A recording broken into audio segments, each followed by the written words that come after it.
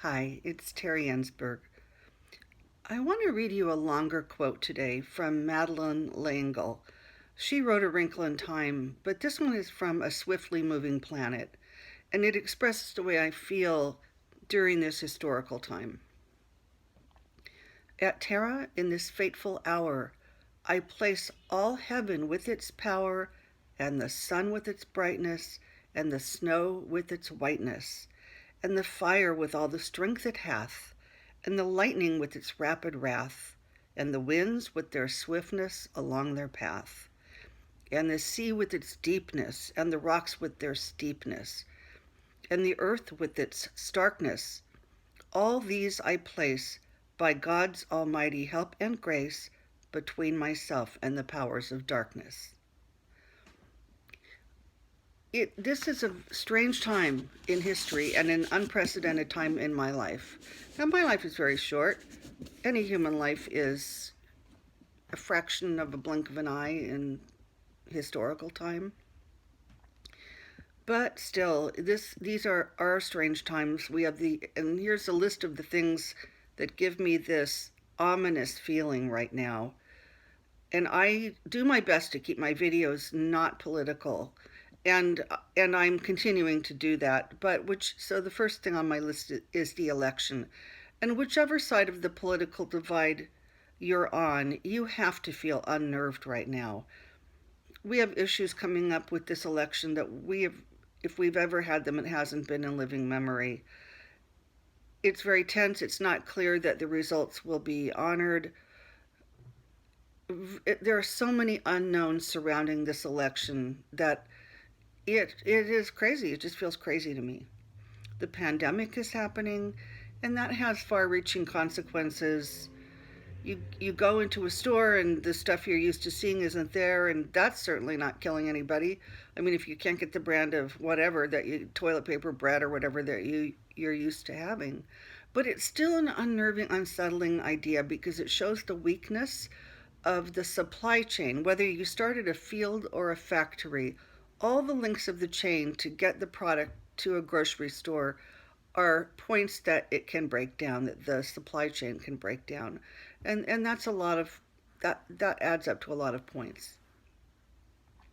I live in the Los Angeles area, and the fires around here give us an apocalyptic feel. The air is like an orangey gray.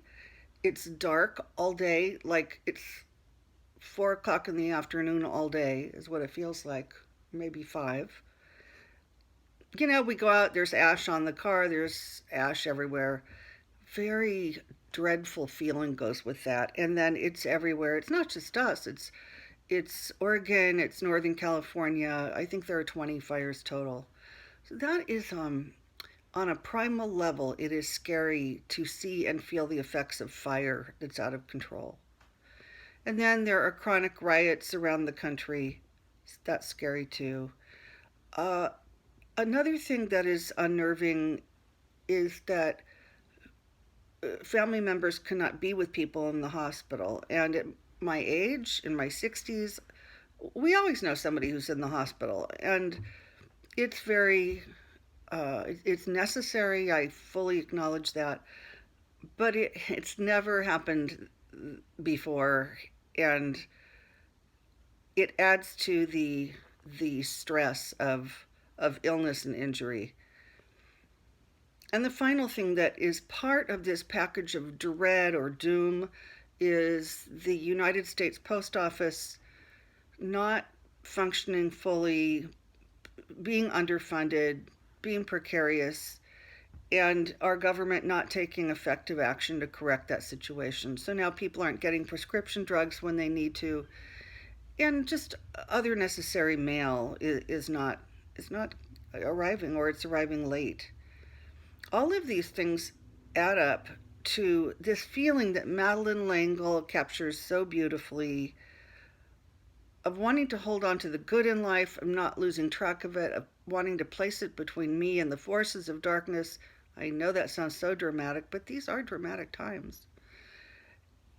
I find great comfort in this poem, this prayer. So the real purpose of this video is that I want my descendants to know what life is like now. I think that this is one for the books, the history books, this era. And I want them, when they read about it later, to understand that we feel it. It has a big effect on us every day. I don't know anybody who is going through this period of time feeling normal or feeling that life is as normal. So, thank you for listening to me go on and on. Talk to you later. Bye.